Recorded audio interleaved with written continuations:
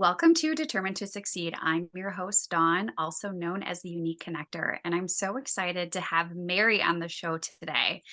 So, I want to have this conversation, and why I thought Mary would be a great person to have on is because we live in the Midwest and things are always evolving and changing. And I'm all about getting new perspective and helping guide others to make good choices, I guess you could say. And so, I wanted her to come on to give a new perspective around sober curious, maybe sobriety, all these things that is kind of common in our area of just drinking. And so, Mary, introduce yourself, and I'm so excited that you're on the show.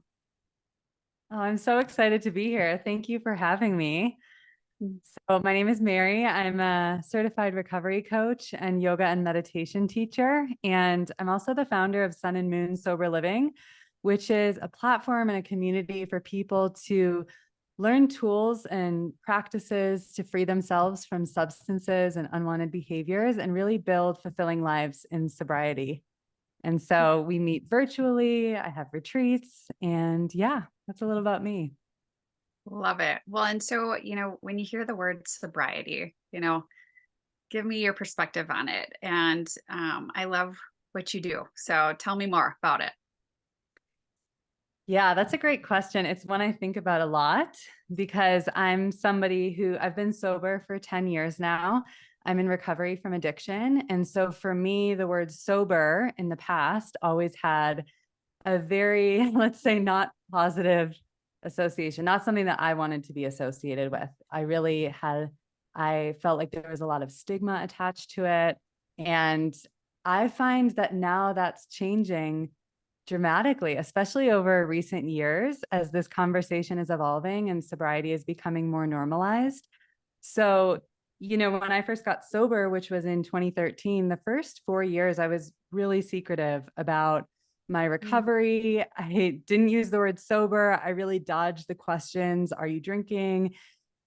Because again, that fear. But, over the years, we've kind of moved away from this black and white view of, in the past, there was, alcoholics and then quote unquote normal people who could drink. And now we're kind of recognizing that it's not just people with alcohol use disorder who can benefit from sobriety, but really there's this whole spectrum of drinking.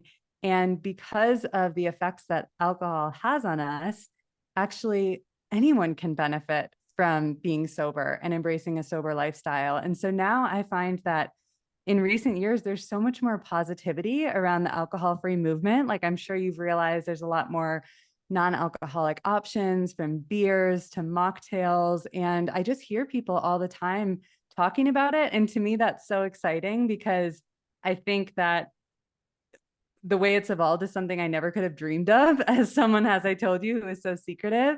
But at the same time, I still think that we do have a ways to go. And I think that, when it comes to getting sober, there's a lot that people need to learn about, like how to embrace a sober lifestyle, because we really do live in a culture and a world that it's so pervasive in all of our social spaces, business networking, things that we've spoken about. So yeah, that's kind of where Yeah. I am with it. Well, I love that. And that's right.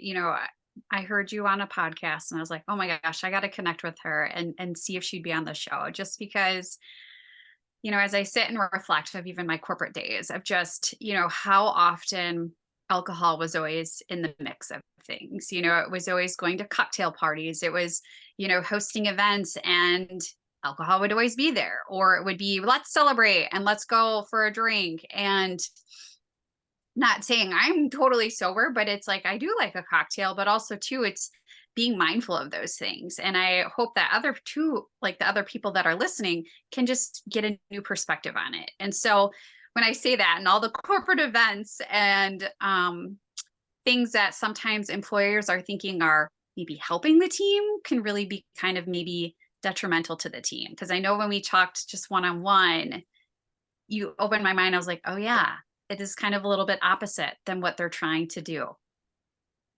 Yeah, it's so interesting because, I totally get that. I used to work at a media agency where drinking was so deeply ingrained in the culture. Like it's how we did all of our networking and, connecting with our team. There was a beer cart that went around our office, on Friday late afternoon. And so, and, of course, my social life was centered around alcohol too. So I really thought when I needed to get sober out of desperation, that basically my life was coming to an end, because how am I going to socialize, date, network for work? And it is so interesting because, especially when you're talking about in a workplace setting where, the idea, of course, is for people to be performing their best and to be really, switched on and focused. And when you look at the way that alcohol actually affects us, the way that it increases stress and anxiety, I think we often associate alcohol with taking the edge off, which it does initially for a very short period of time. But the way that it impacts your brain chemistry, it actually temporarily sedates you. But then because your brain is always seeking homeostasis, you start to release stimulants. So actually, when alcohol wears off, you're more anxious and stressed than before. And unfortunately, that ignites a vicious cycle of then drinking to take out, to remove some of the anxiety and stress Mhm. caused by the drinking. So there's that. There's the fact that when you drink, it dramatically reduces your sleep quality, which is so essential to physical and mental health and, certainly performance at work. And of course, there's the stories we all hear of, like getting super wasted at the Christmas party or just doing things that Mhm. are out of character and embarrassing yourself. And so there's all these different elements to it too. And so I think that if we could just pause, sometimes it's so worthwhile to just take a pause and get curious. In certain situations, it's like, okay, we've been doing this for so long. Alcohol has been a part of our work culture for so long. But if we stop and look at everything we know now about the way that alcohol actually impacts us, is this the best way to go about doing business? Or can we come up with a more creative solution that actually will help everyone? Yeah. Well, and I think if it's just that, the person that's maybe curious, or maybe they don't want to have a cocktail, it's almost like a spotlight is put on you sometimes in these different social interactions or experiences when you're in corporate even too, of like, well, you're not going to have a drink, well, what's wrong, why are you not, are you pregnant, what's going on, like all these questions. And I think that's the part, even for me, I even think of when I was pregnant, I had to have like all my excuses in my head of what I was going to say so no one would know that I was pregnant. And I feel like that's the one thing that so many of us are maybe challenged with, of like, why do I have to have all these excuses behind, or my Yes. reasoning behind not having just a cocktail at an event, or I want to say no to going out for drinks today. 100%. And that's why I'm so glad that you're opening up this conversation and just normalizing the conversation about sobriety and opting out of drinking, because that is a major fear. A lot of people are worried that if they turn down a drink, even if it's at a work function, that the assumption is going to be you have a quote unquote problem, or Mhm. they're going to assume that you're pregnant, or, it's going to raise all of these questions and it becomes a problem of the individual, when really you would think, with for all the reasons that I just stated, that if you have another person on your team that is seeing that you're making this healthy decision for yourself, that they would feel good about that, that would be Yeah. something that they would say, oh, that's great. Like Dawn is really focusing on her health. She's focusing on showing up as the best version of herself. And that's a positive thing. But unfortunately, again, because of the way that we've been so conditioned, from a lot of us, it's through our upbringing, through cultural conditioning, through the media, very carefully crafted marketing messages by the alcohol industry. We just don't see it that way. And so I think that's the kind of shift that we need more of by having conversations like this, is just kind of like deconstructing some of those beliefs that we have about alcohol and what it means to be alcohol free. Like for some people, you don't have to use the word sobriety if that word makes you uncomfortable.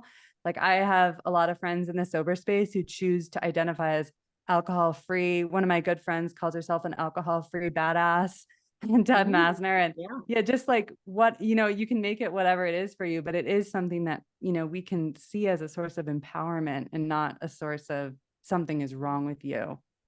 Yeah. Cause I just think of sometimes too, or some friends I know have been doing more of the sober, lifestyle, which is awesome. And that's where too, it's like, I think some friends then overthink it. So should I invite them? Should I not? What should I do? It's like all this extra layer of thinking when really it's just, they're just not having a drink. Doesn't mean they're not going to be fun. Doesn't mean they're not going to show up as their best self. Like, and that's the part I just, our society has made us overthink all of this when it comes to it. And almost too like some people think of it as a confidence booster when really, is it really boosting your confidence? Yeah, that is such a great question, because that's one of the really big things for people is like the liquid courage. I feel more confident in social situations, whether that's dating, whether that's a work event where I'm networking or meeting up with a group of friends. But if you think about it, if you are reinforcing this belief every time you go out with people that you need something outside of yourself, you need to be an altered, more disconnected version of yourself in order to be accepted by them, what is that actually doing to your confidence?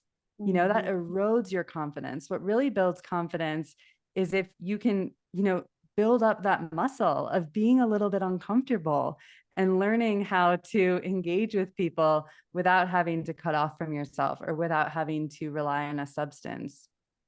Yeah. Ooh, well, I love that. And this is where too, I know, we're coming to the season of holidays and get-togethers and corporate parties. And we're also coming up to the time of, sober January. So maybe what would you say to the listeners and even myself too that are sober curious about it? Like how to go into these spaces and ways in which we can show up as our best self, but also like things we could be thinking about to make us not overthink this whole situation and not almost fall into the trap, I guess you could say.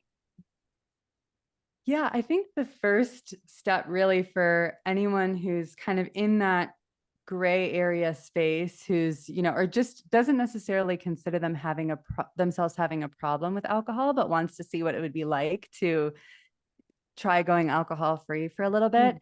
is to still have this period to get really honest with yourself and get really clear on what it's costing you.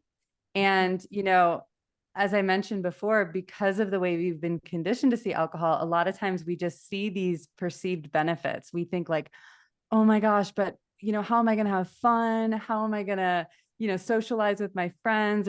We see all of these benefits that actually aren't even really real when we break them down. But if you start to educate yourself on the real effects of alcohol and start to like literally list out like, what is this costing me? Is it affecting your sleep? Is it taking away your physical energy? Is it making you more anxious?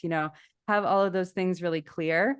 And then also, in the same way, getting honest about what are the rewards that you've attached to it. So what are you trying to get out of it? Because the amazing thing is when you're clear on that too, none of the rewards that we've associated with alcohol are actually directly linked to alcohol. So if you think about removing stress or being more confident or any of those things, you can problem solve and have a new way to get each one of those rewards. So you don't feel like you're missing something. Because I think there's this mental piece that we need to work through. Because if we are like so convinced that this is like this magical elixir that our life is going to fall apart without and we need it, Mhm. then we're just going to be, even if we get through dry January, it's like we're just like white knuckling it, feeling like we've gone through this torturous challenge. We don't actually get to see reality, which is that you will experience a lot of benefits from it, and once you have more clarity on that, then be super mindful. Like, notice how you feel when you wake up in the morning. How does it feel in your body compared to when you've had a few glasses of wine the night before? And, start to like just get really honest with yourself about the benefits and focus on what some of those benefits are. And then, to the point that you asked about like how to go into these holiday parties and how to navigate these situations, have a plan, practice, because it will feel a little bit awkward at first. If your default has always been to have a drink in your hand and that's what you've always known, I started drinking when I was 13 and it became the center of my social life from that point on. So I felt uncomfortable at first when I was in social situations without alcohol because I had come to really rely on it. And so, what can you do to prepare yourself before going into that situation, knowing that you probably will feel a little bit vulnerable and you might be questioned. And if you're not ready, and when I say ready, I mean like rehearse, what are you going to say when someone offers you a drink? Practice saying it out loud, saying it in the mirror, saying it to someone you trust, who you love, who knows what you're about to do. And as I always think like people can choose how they want to say, that they're not drinking or turning down a drink. But just having like a really clear, confident answer for people, or just, direct statement that you're not drinking, because you communicate so much more through your energy and how you deliver that, your confidence, than, having the perfectly crafted speech.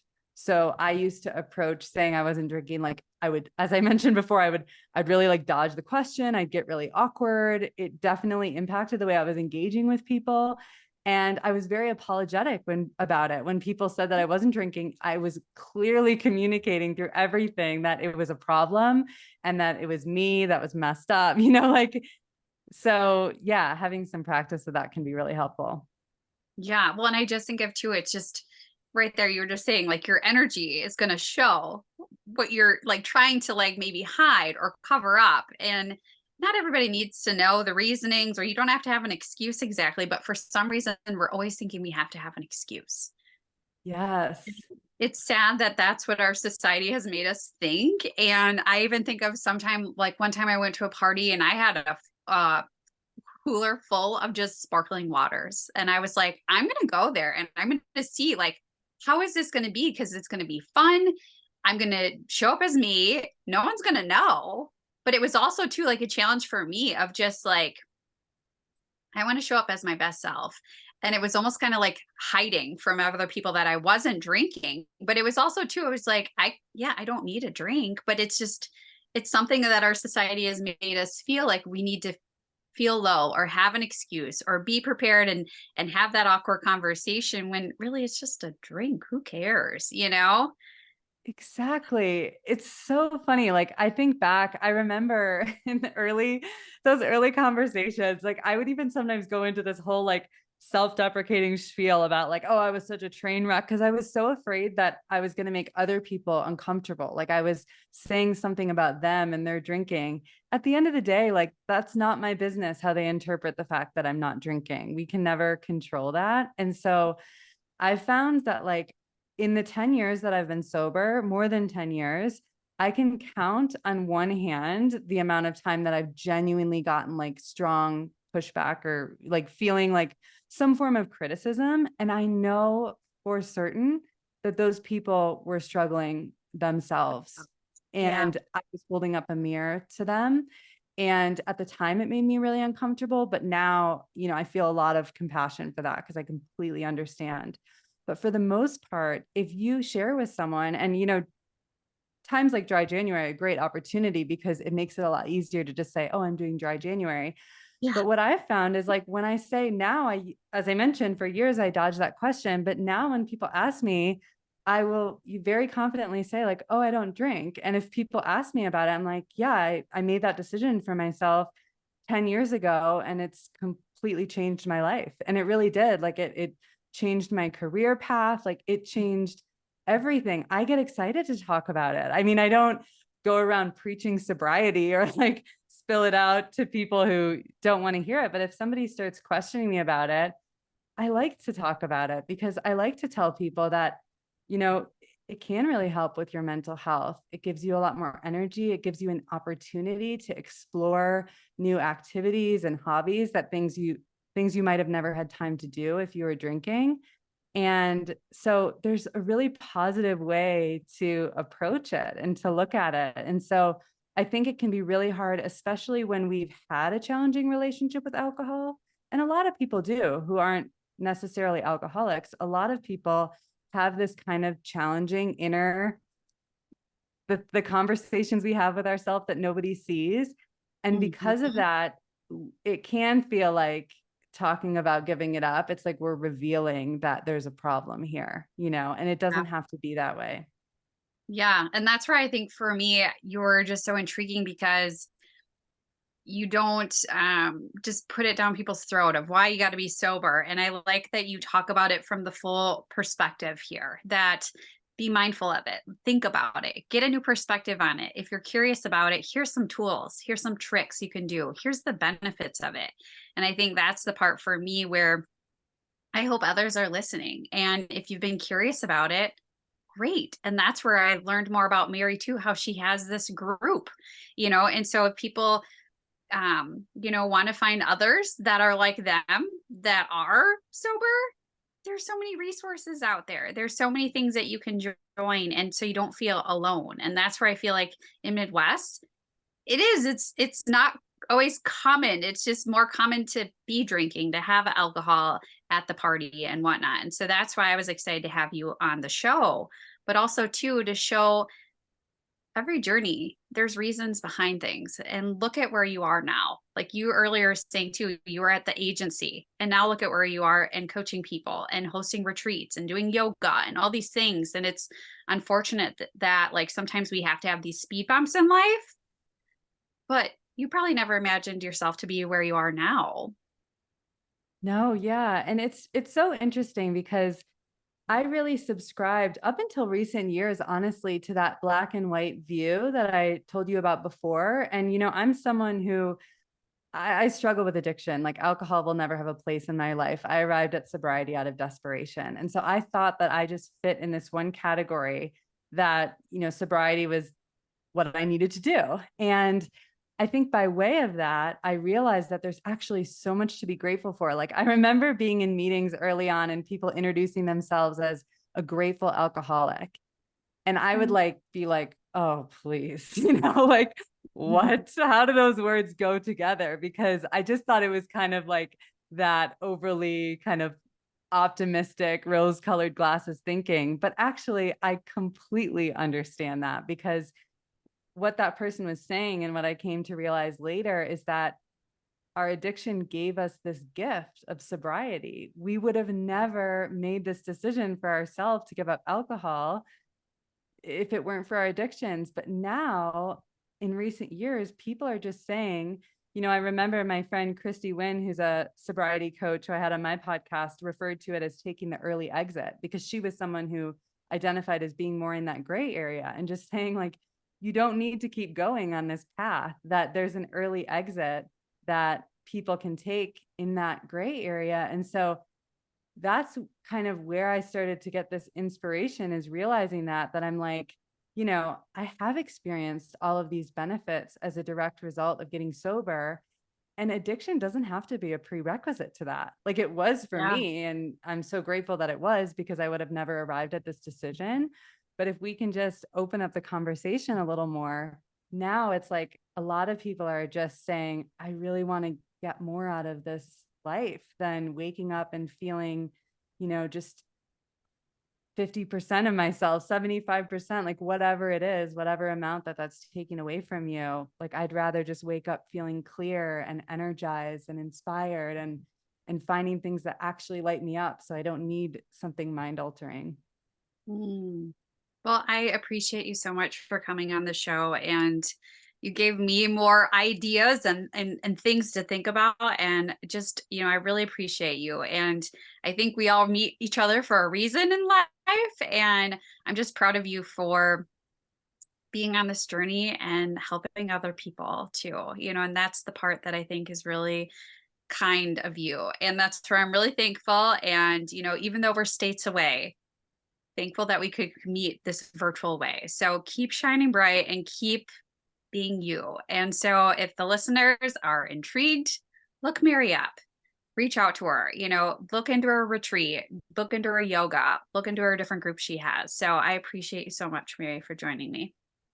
I appreciate you. And I want to say you're also a really important voice in this conversation, because you're helping to normalize the conversation and open it up to more people. So thank you. Well, thank you so much.